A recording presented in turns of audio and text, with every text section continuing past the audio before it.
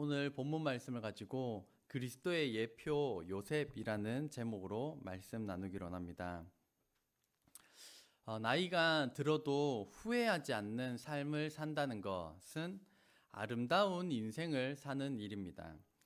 그러기 위해서는 우리가 평소에 해야 할 것과 하지 말아야 할 것들을 구분해 사는 것이 필요한데요. 다음은 송나라의 유학자 주자가 노년에 쓴 인생의 10가지 후회입니다. 죽기 전에 쓴 10가지 인생의 후회에 대한 내용입니다. 첫 번째로는 돌아가신 부모님께 더 효도하지 못한 것이 후회스럽다. 두 번째로 멀어진 가족에게 더 친절하지 못했던 것. 그리고 세 번째로 젊었을 때 더 부지런히 배우지 않았던 것. 네 번째로 편안할 때 어려움을 생각하지 않아 실패를 막지 못한 것. 다섯째로 부유할 때 아껴 쓰지 않아서 가난하게 된 것. 여섯 번째, 봄에 밭을 갈지 않고 씨 뿌리지 않아 추수할 게 없는 가을이 된 것. 일곱 번째, 담장을 미리 고치지 않아 도둑을 맞은 것. 여덟 번째, 이성을 지나치게 탐하다 병을 얻은 것. 아홉 번째, 술에 취해서 하면 안 될 말을 내뱉은 것. 마지막 열 번째로 찾아온 손님을 잘 대접하지 않은 것. 이것을 볼 때 자기 인생이 참 후회되는 10가지를 뽑았습니다. 지나간 실수는 다시 되돌릴 수 없기 때문에 우리 인생 가운데 후회로 남습니다. 순간의 기분과 욕망에 휩싸여서 지나고 나면 이 뻔하게 후회될 만한 일들을 저희가 하고 있지 않은지 돌아보기를 원합니다. 오늘 요셉의 삶을 처음부터 살펴볼 텐데 그 삶이 남의 인생이기 때문에 굉장히 스펙타클한 것처럼 보이지만 만약에 그것이 저와 여러분의 삶이었다면 정말 삶을 포기하고 싶었던 순간이 한두 번이 아닐 것입니다. 이 요셉의 인생을 조명함으로써 그리스도의 예표로서의 요셉이 어떠한 삶을 살았는지 하나님께서 주시는 힘과 위로를 경험하는 저와 여러분 되시기를 주의 이름으로 축복합니다. 한번 큰 소리로 아멘 합시다. 요셉의 삶 첫 번째 한번 같이 읽겠습니다. 시작. 요셉은 아버지의 사랑을 듬뿍 받고 형제들로부터는 미움을 듬뿍 받았습니다. 네, 앞에 것만 있으면 참 좋을 텐데 형제들로부터 미움을 듬뿍 받은 사람이 이 요셉입니다. 말씀을 보면 요셉은 노년에 얻은 아들이므로 이스라엘이 요셉의 아버지가 이스라엘 야곱입니다. 야곱이 여러 아들들보다 그를 더 사랑하므로 그를 위하여 채색 옷을 지었더니 그의 형들이 아버지가 형들보다 그를 더 사랑함을 보고 그를 미워하여 그에게 편안하게 말할 수 없었더라. 요셉이 꿈을 꾸고 자기 형들에게 말하매 그들이 그를 더욱 미워하였더라. 요셉은 요셉의 아버지 야곱이 노년에 자기가 사랑하는 아내 라헬로부터 얻은 아들입니다. 채색 옷이라고 하는 것은 형형색색의 화려한 옷으로서 가문의 대를 이을 장남에게 주는 것이었습니다. 야곱에게는 요셉을 포함하여서 12명의 아들이 있었고 요셉은 11번째 아들입니다. 그러니까 장남 르우벤으로부터 10번째 형들을 다 제치고 난 다음에 11번째 아들에게 지금 아버지 야곱이 이 11번째 아들 요셉에게 이 채색 옷을 입힌 것입니다. 그것을 입고 돌아다닐 때마다 형들의 시선이 어떠했을까요? 저놈의 새끼 이렇게 막 이가 갈릴 정도로 저 옷을 입고 막 돌아다니니까 정말 눈의 가시 같은 존재였습니다. 그것만 해도 굉장히 밉살스러운데 이 형들이 편안하게 말을 할 수 없었다는 것 자체가 형들이 무슨 이야기를 좀 하면 아버지한테 가서 쫄랑쫄랑 다 일러 바쳤던 겁니다. 안 그래도 미워 죽겠는데 고자질까지 하니까 더 미웠습니다. 거기에다가 더 점입가경으로 꿈을 꿨습니다. 그 꿈을 이제 형제들에게 또 아버지에게 이야기를 합니다. 그 꿈의 첫 번째 꿈은 자기의 곡식단이 가운데 서 있고 형제들의 11곡식단이 자기에게 절하더라는 겁니다. 그 꿈 이야기를 들었을 때도 형들이 정말 진짜 짜증난다 이랬었는데 다음에 또 한 꿈을 꿨습니다. 그 꿈에는 해와 달과 11별들이 자기에게 절하더라는 겁니다.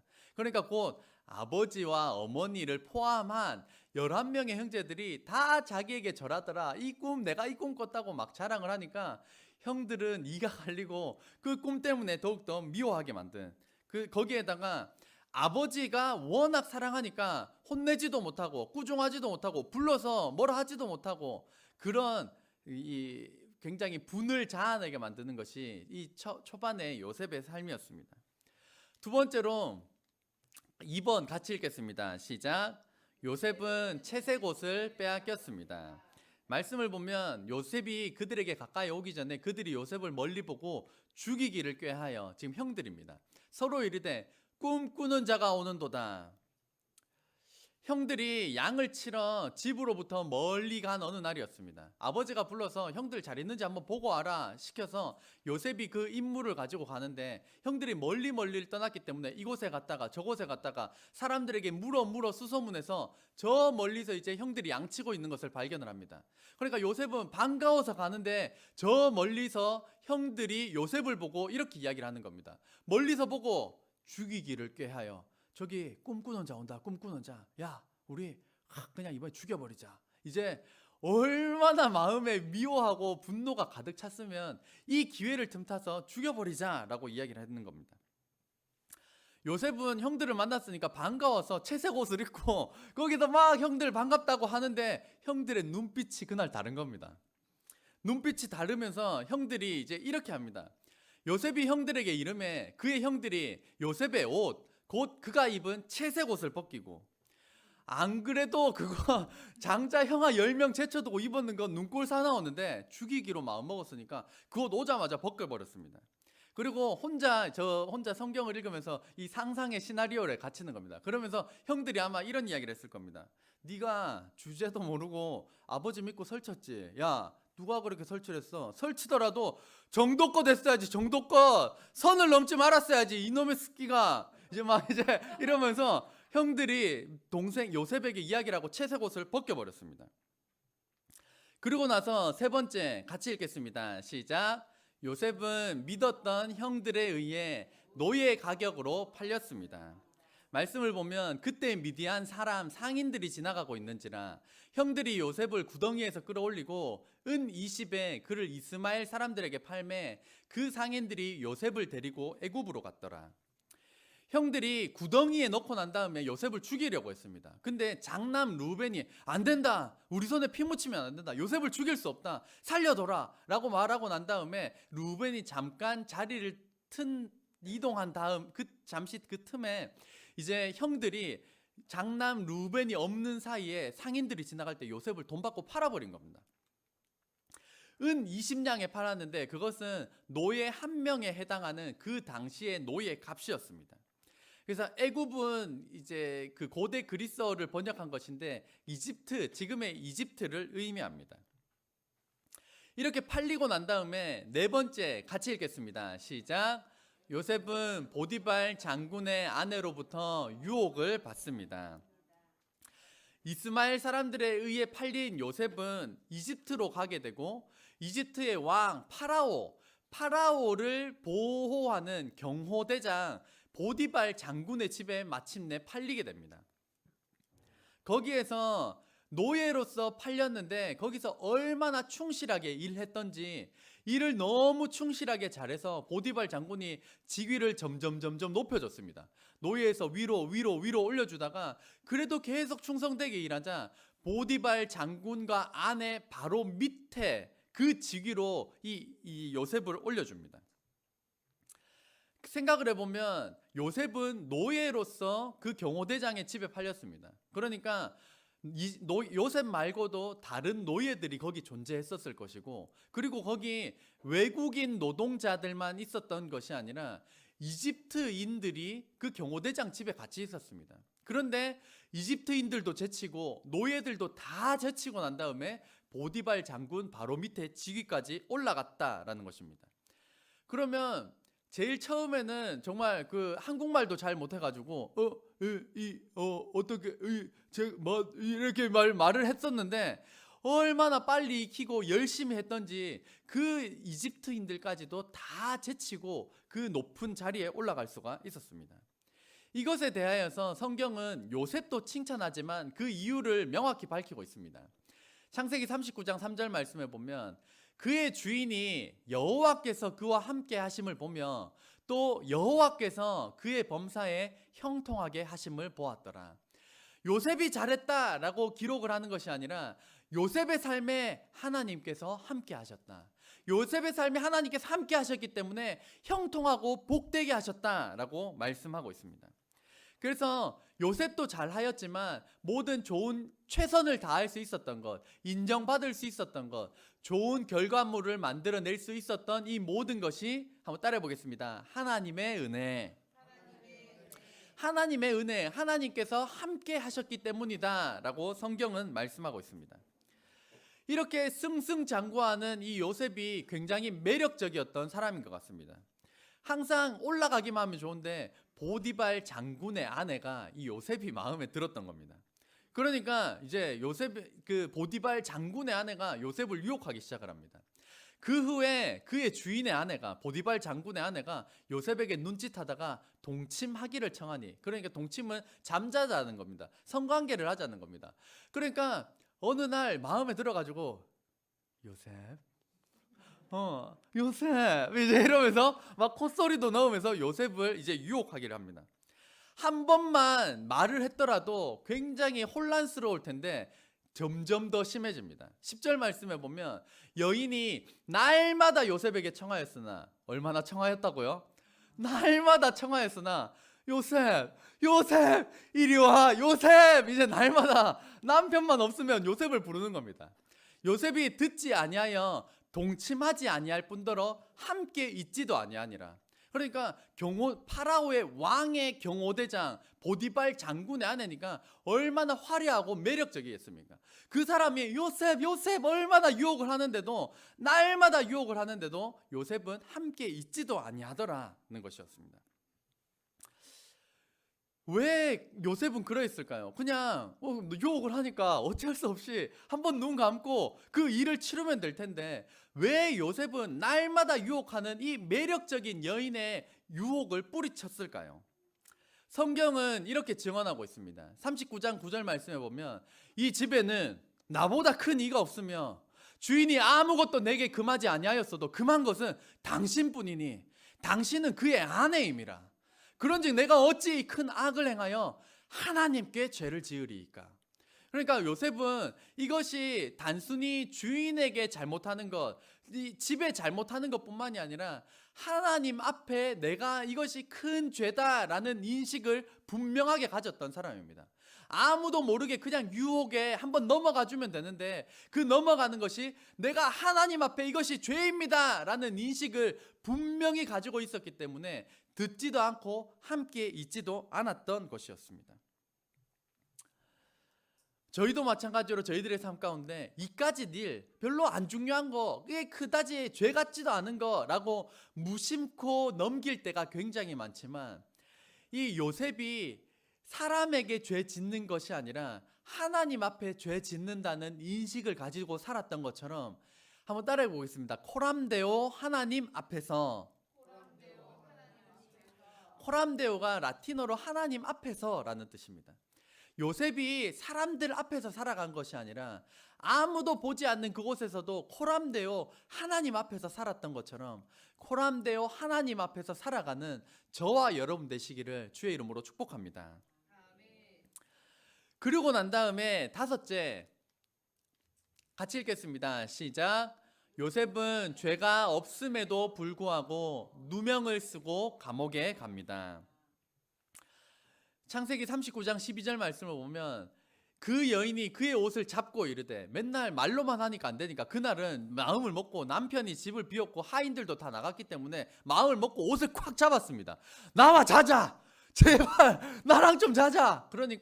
그러나 요셉이 자기의 옷을 그의 여인의 손에 버려두고 밖으로 나가매. 그러니까 여인이 얼마나 간청을 했든지 그날은 나를 잡았습니다. 아무도 없으니까 옷을 잡고 막 늘어지는 겁니다. 오늘은 내가 기필코 너랑 자고야 말겠다. 나랑 자자. 그러니까 요셉은 그 잡고 있는 옷을 버려두고 밖에 나갔습니다. 그러자 이 여인이 도저히 참다 못해 이제 뚜껑이 열렸습니다. 저 노예 주제에 감히 내가 이렇게 요청하는데도 나를 거부해? 그러면서 이제 남편에게 거짓말합니다. 어머, 보디발, 당신이 없을 때 저 요셉이란 놈이 나를 이제 이렇게 한 겁니다. 나를 하니까 이제 보디발 장군이 이제 눈이 돌아갔고, 야 요셉 너 이리 와, 네가 어떻게 그럴 수가 있어 하고 감옥에 보내버리게 됩니다. 요셉은 굉장히 억울했습니다. 자기가 의도가 있어서 갔다면 당연하게 받아들였을 텐데 함께 있지도 않기 위하여서 겉옷까지도 내가 벗어가면서 발버둥을 쳤는데 이 여인의 이 거짓말로 인하여서 누명을 쓰고 감옥에 가게 된 것입니다. 만약에 감옥에 갇힌 요셉은 그 감옥에서 무슨 생각을 했을까요? 제가 또 상상을 해봤습니다. 감옥에서 자기 인생을 돌아보면서 내가 뭘 그렇게 잘못했을까? 내가 뭘 그렇게 잘못했을까? 맞다. 내가 채색 옷을 입고 너무 형들 앞에서 설쳤구나. 형들이 싫어하는 것도 모르고 내가 그 채색 옷을 입고 너무 설쳤구나. 내가 그것을 다시 안 당하고자 내가 이집트로 팔려와서 진짜 최선을 다해서 일만 했는데, 내가 정말 하나님 앞에서 깨끗하게 일만 했는데 왜 도대체 나에게 이런 일이 벌어졌을까? 내 인생은 이 감옥에서 끝이구나. 나는 실패했구나. 이런 누명을 쓰고 감옥에 왔기 때문에 5만 가지 생각이 이 요셉을 휘감았을 수도 있었겠지만, 요셉은 비굴하고 누추하고 이러한 파괴적인 생각에 자기가 잠식되지 않았습니다. 왜냐하면 그 이유를 성경은 다음과 같이 설명하고 있습니다. 23절 말씀 같이 읽겠습니다. 시작. 간수장은 그의 손에 맡긴 것을 무엇이든지 살펴보지 아니하였으니 이는 여호와께서 요셉과 함께 하심이라. 여호와께서 그를 범사에 형통하게 하셨더라. 아멘. 여기서 중요한 형통의 개념이 나옵니다.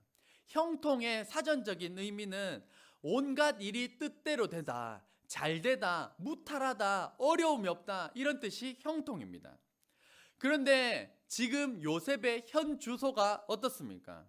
형들에 의해서 노예로 팔렸고 누명을 쓰고 감옥에 와 있고 지금 현행범으로 감옥에 체포되어 왔는데, 성경은 지금 요셉의 상태를 뭐라고 설명합니까? 형통하다라고 말씀하고 있습니다. 그러면 만약에 저와 여러분이 가족들에 의해서 다른 나라 외국인 노동자로 돈을 받고 팔렸다면, 거기서 너무너무 억울했지만 거기서 열심히 일을 해가지고 한 단계 한 단계 자리를 잡아가고 있는데 거기서도 누명을 쓰고 감옥에 가게 된다면 과연 이것이 나 형통하다 이렇게 말할 수 있을까요? 즉 세상에서 말하는 형통과 하나님께서 말씀하시는 형통의 개념이 다르다는 사실을 우리가 인식을 해야 합니다. 성경에서 말하는 형통과 성경에서 말하는 형통이 다른 것입니다. 세상에서 말하는 형통은 정말 어려움이 없는 것, 잘 되는 것, 건강한 것, 일이 잘 풀리는 것, 관계가 좋은 것, 다 만사 형통한 것, 그것을 가지고 형통하다라고 말을 하지만 성경에서 말하는 형통은 한번 따라해 보겠습니다. 하나님께서 함께 하시는 것. 하나님께서 함께 하시는 그곳이 형통하다라는 것입니다. 그렇기 때문에 요셉은 노예로 형들로부터 팔리고 누명을 쓰고 감옥에 있었음에도 불구하고 성경의 기준은 하나님께서 함께 하신다? 그러면 너는 형통. 하나님께서 함께 하신다? 너는 감옥에 있어도 형통. 성경의 기준은 이렇게 말씀하고 있습니다. 세상의 기준이 아니라 성경에서 말씀하시는 하나님께서 함께 하시는 것, 이것을 형통의 기준 삼으시는 저와 여러분 되시기를 주의 이름으로 축복합니다. 여섯 번째, 요셉의 삶 같이 읽겠습니다. 시작. 요셉에게 죄수 2명이 찾아오는데 한 명은 살고 한 명은 죽습니다. 말씀을 보면 그 후에 애굽 왕 이집트 파라오의 왕의 술 맡은 자와 떡 굽는 자가 그들의 주인 애굽 왕에게 범죄한지라. 요셉이 갇힌 감옥은 이 높은 직급의 사람들이 갇히는 감옥이었습니다. 요셉도 파라오의 경호대장 보디발 장군에 의해서 감옥에 갔기 때문에 이 높은 직급의 사람들만 갈 수 있는 감옥에 갇히게 되었습니다. 뒤이어서 파라오의 술 맡은 자, 파라오의 떡 맡은 자, 이 사람들도 이 정치범 수용소로 들어오게 됩니다. 당시에는 왜 요셉이 이 감옥에 갇혀 있어야만 했는 것인지 알 수 없었지만, 만약에 감옥에 있으면 우리가 대부분의 시간을 뭐 하면서 보낼까요? 그냥 미주알 고주알 이야기하고 옛날 이야기나 하고 보낼 텐데, 이 지금 죄인 2명이 요셉에게 왔는데 이 사람은 지금 고위 관직입니다. 파라오 측근에 있어서 이집트의 경제, 나라, 문화 모든 것들을 꿰뚫고 있는 그런 관리였습니다. 그래서 술 맡은 자와 떡 굽는 자와 함께 있어서 계속 이야기를 나누는 그 동안에 이 요셉은 감옥에서부터 이집트를 어떻게 다스려야 하는 것인지에 대한 배움이 일어났다라고 볼 수가 있습니다. 그러던 중에 이 고위관직 2명이 이 감옥에서 꿈을 꾸게 됩니다. 술 맡은 자는 이런 꿈을 꿨습니다. 포도나무가 있고 포도나무에 꽃이 피고 포도나무에 열매가 맺어서 그것을 따다가 즙을 짜가지고 파라오 왕에게 갖다 드렸다. 이게 무슨 꿈이냐? 그러니까 요셉이 하나님께서 그 꿈을 깨닫게 해주셔서 당신은 곧 관직에 복귀될 것입니다 라고 말했습니다. 그리고 그러니까 신나서 이제 옆에 떡 굽는 자도 이야기를 합니다. 나도 꿈을 꿨다. 나도 꿈을 꿨다. 내 꿈은 내가 왕에게 빵을 갖다 드리려고 머리에 이고 지고 가는데 새들이 와서 이 광줄에 있는 빵을 다 먹어버렸다. 이 꿈은 도대체 뭐냐? 그러니까 요셉이 이렇게 해석을 합니다. 그 꿈은 당신이 관직에 회복되지 못하고 도리어 너의 시체가 새들에게 뜯어먹히게 될 것이다. 이렇게 설명을 하였는데, 그 해석대로 떡 굽는 자, 술 맡은 자에게 그대로 이루어지게 되었습니다. 그래서 죄인 2명이 찾아왔는데 한 명은 살게 되었고 한 명은 죽게 된 것, 그것을 경험하게 된 것이 이 요셉의 삶이었습니다. 마지막 7번째 같이 읽겠습니다. 시작. 요셉은 자신에게 잘못한 사람을 용서하였습니다. 이후에 하나님께서는 이집트 왕 파라오에게 꿈을 주셨습니다. 파라오가 그 꿈을 꾸고 2번이나 꾸고 난 다음에 이게 해석이 되지 않아서 술사들을 불러다가 꿈 해석을 해라. 그런데 아무도 하지 못하니까 그때서야 이제 술 맡은 자가 감옥에서 있었던 일이 기억나고 요셉을 불러드립니다.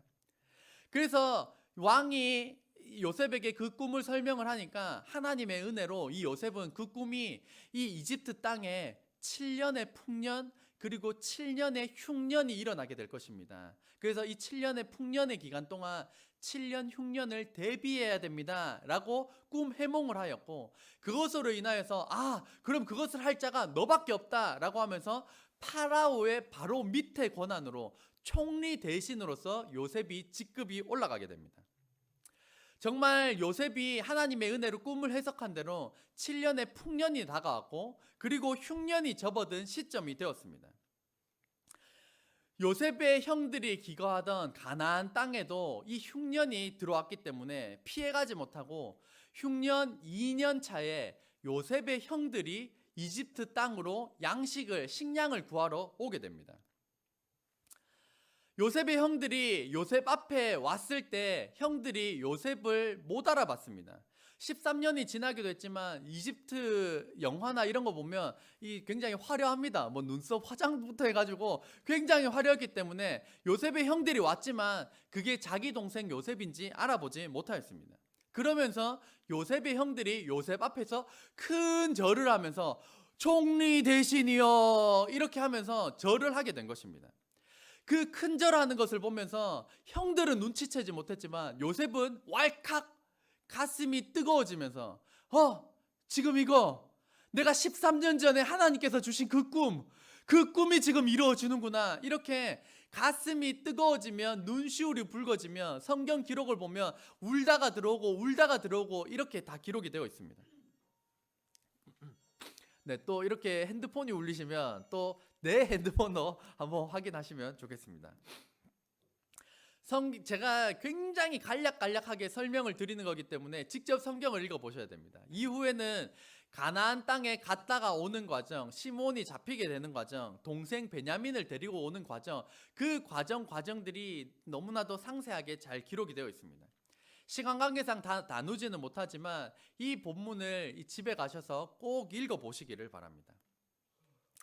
그 과정을 다 거치고 난 다음에 이제 형들이 요셉을 알아보지 못하는 가운데 오늘 우리가 읽은 본문으로 이어집니다. 이전까지의 형들은 히브리어를 사용하였고 요셉은 이집트어를 사용하여 함으로써 중간에 통역관을 세워서 계속 대화를 하였습니다. 그러다가 갑자기 요셉이 자신을 공개하게 되는 장면입니다. 1절 말씀을 보면 요셉이 시종하는 자들 앞에서 그 정을 억제하지 못하여 소리질러 모든 사람을 자기에게서 물러가라 하고 그 형제들에게 자기를 알리니 그때에 그와 함께한 다른 사람이 없었더라. 여기는 이제 이집트어와 히브리어를 사용해야 되지만 제가 한국어와 영어로 그냥 설명해 보겠습니다. 그 전까지는 통역을 세워서 이야기를 했습니다. 그러다가 갑자기 요셉이 이렇게 이야기를 하는 겁니다. Make everyone go out from me. 이게 이제 모든 사람이 내게서 물러가라 이 말입니다. 그렇게 하고 난 다음에 갑자기 요셉이 이 영어로 이 이집트어로 이야기를 하다가 갑자기 한국말로 갑자기 히브리어로 이야기를 하는 겁니다. 2절 말씀, 요셉이 큰 소리로 우니 애굽 사람에게 들리며 바로의 궁중에 들리더라. 3절 말씀을 보면 요셉이 그 형들에게 이르되 나는 요셉이라 내 아버지께서 아직 살아 계시니까. 형들이 그 앞에서 놀라서 대답하지 못하더라. 형들이 얼마나 놀랐을까요? 계속 통역관을 세워서 대화를 했고 전혀 눈치도 못 챘는데 갑자기 자신을 오픈하였던 겁니다. 그러면서 요셉이 큰 소리로 엉엉 울었던 겁니다. 여기가 떠나가라고 울면서 자신을 공개하는 장면입니다. 형님들, 제가 요셉입니다. 제가 요셉. 형들이 이집트로 팔아버렸던 그 요셉입니다. 내 아버지 이스라엘 야곱은 살아계십니까? 엉엉 울면서 이야기를 하니까 형들이 얼마나 놀랬던지 얼음처럼 박채되어서 서 있었습니다. 4절 말씀, 요셉이 형들에게 이르되 너희에게로 가까이 오소서. 그들이 가까이 가니 이르되 나는 당신들의 아우 요셉이니 당신들이 애굽에 판 자라. 계속 말씀을 읽어보면 당신들이 나를 이곳에 팔았다고 해서 근심하지 마소서, 한탄하지 마소서. 하나님이 생명을 구원하시려고 나를 당신들보다 먼저 보내셨나이다. 이 땅에 2년 동안 흉년이 들었으나 아직 5년은 밭갈이도 못하고 추수도 못할지라. 하나님이 큰 구원으로 당신들의 생명을 보존하고 당신들의 후손을 세상에 두시려고 나를 당신들보다 먼저 보내셨나니 그런즉 나를 이리로 보낸 이는 당신들이 아니요 하나님이시라. 하나님이 나를 바로에게 아버지로 삼으시고 그 온 집의 주로 삼으시며 애굽 온 땅의 통치자로 삼으셨나이다. 아멘. 이 본문을 집에서 꼭 읽어보시길 바랍니다. 꼭 별표 3개입니다. 저는 이 본문을 읽으면서 이 감정이입이 돼서 저도 막 요셉이 소리 내서 울 때 저도 같이 울면서 성경을 읽었습니다. 성경을 기록된 하나님의 말씀을 살아있는 하나님의 말씀으로 경험케 되는 은혜가 있기를 주의 이름으로 축복합니다. 형들의 마음이 어땠을까요? 우리가 죽여버리려고 했던 요셉, 상인들에게 돈을 받고 팔아버린 요셉. 그런데 그 요셉이 사람을 죽일 수도 사람을 살릴 수도 있는 모든 권한을 가진 이집트의 총리 대신으로 그들의 눈앞에 나타나니까 이제 형들 자신들이 생각할 때 야, 이제 우리 죽었다. 바람 앞에 등불처럼 벌벌 떨고 있을 때 그때도 요셉은 펑펑 울면서 형들 괜찮습니다. 울면서 포옹하고 안아주면서 입 맞추면서 안고 울었기 때문에 이들도 꽁꽁 얼어버렸던 그 두려움의 마음들이 눈 녹듯 녹아질 수가 있었던 것입니다. 만약에 저와 여러분이 요셉이라면 어떻게 했을까요? 저도 또 상상해 봤습니다. 제가 만약에 요셉이라면 야 이놈들아 네가 과연 형이라고 할 수 있어? 부끄러운 줄 알아야지. 내가 13년 동안 고생했으니까 야 너희들도 13년 동안 감옥에 있다 와. 썩다가 나와. 얼마든지 복수를 할 수가 있었을 텐데 요셉은 뭐라고 합니까? 다시 5절 말씀을 보면 당신들이 나를 이곳에 팔았다고 해서 근심하지 마소서, 한탄하지 마소서. 하나님이 생명을 구원하시려고 나를 당신들보다 먼저 보내셨나이다. 그러면서 이 모든 것이 하나님의 계획이었음을, 나는 이미 오래전부터 형님들을 용서했다라고, 괜찮다라고 요셉이 이야기를 하였던 것입니다. 오늘 말씀의 제목은 그리스도의 예표가 미리 나타낸다라는 것입니다. 왜 요셉이 그리스도를 미리 나타내는 사람이라고 붙여지게 된 것일까요? 오늘 말씀을 보면 글자가 너무 작아서 하나 좀 안 보이실 것 같은데요. 오늘 저희가 첫 번째에서 일곱 번째로 나눠 놓은 장면이 이제 왼쪽의 부분입니다. 그래서 왜 요셉이 예수님을 나타내는 예표의 사람인가라고 하였을 때, 요셉은 아버지의 사랑은 듬뿍 받았지만 형제들로부터는 미움을 듬뿍 받았던 것처럼, 예수님께서도 하나님의 사랑은 듬뿍 받았지만 세상 사람들로부터 미움을 받았기 때문입니다. 두 번째로 요셉은 채색 옷을 빼앗겼는데, 예수님은 그 옷뿐만이 아니라 속옷까지도 빼앗기게 되는 것을 요셉이 미리 나타내고 있기 때문입니다. 세 번째로 요셉은 믿었던 형들에 의하여서 노예 가격으로 팔렸지만, 예수님도 마찬가지로 자기 제자 가룟 유다에 의하여서 그 당시 죄인 한 명 값에 해당하는 은 30냥에 의하여서 넘겨지게 되었기 때문입니다. 네 번째로 요셉은 보디발 장군의 아내로부터 유혹을 받았던 것처럼, 예수님께서는 40일 금식함과 동시에 사탄으로부터 유혹을 받았습니다. 이 요셉은 예수님을 그대로 나타내는 모형이 되고 있습니다. 다섯 번째로 요셉은 죄가 없음에도 불구하고 누명을 쓰고 감옥에 가게 됩니다. 예수님도 마찬가지로 죄가 없음에도 불구하고 우리를 대신하여서 십자가에 달려 돌아가십니다. 그것을 예표하는 것이 요셉입니다. 여섯 번째로 요셉에게 죄수 두 명이 찾아와서 한 명은 살고 한 명이 죽었던 것처럼, 예수님과 함께 좌우편에 매달렸던 그 죄인 둘 중에서도 한 명은 예수님을 믿음으로 구원을 받았고 한 명은 구원받지 못한 사건을 그대로 예표하고 있습니다. 마지막으로 요셉은 자신에게 잘못한 사람들, 이 형들을 용서하였던 것처럼 예수님께서도 자신들을 믿는 모든 사람의 죄를 용서하셨습니다. 믿으시면 아멘 합시다. 결론입니다. 요셉은 이 모든 힘든 고난과 역경 가운데서도 하나님께서 함께 하신다라고 하는 이 형통함을 입은 사람이었습니다. 또한 고난과 역경이라고 하는 이 어려움의 과정들을 하나님의 일하심이라는 렌즈로서 성경적으로 해석을 하였습니다. 이번 주는 예수님께서 십자가에 달려 돌아가시기 위해 예루살렘에 입성하신 것을 기념하는 종려주일입니다. 이 요셉의 모든 걸음걸음을 통하여서 예수 그리스도를 예표하였던 것처럼, 이 특별히 이 고난 주간을 통하여서 요셉의 삶도 묵상하고 모든 고난을 감당하신 예수 그리스도의 고난을 묵상하며 예수님께 초점을 두는 저와 여러분 되시기를 주의 이름으로 축복합니다. 기도하겠습니다.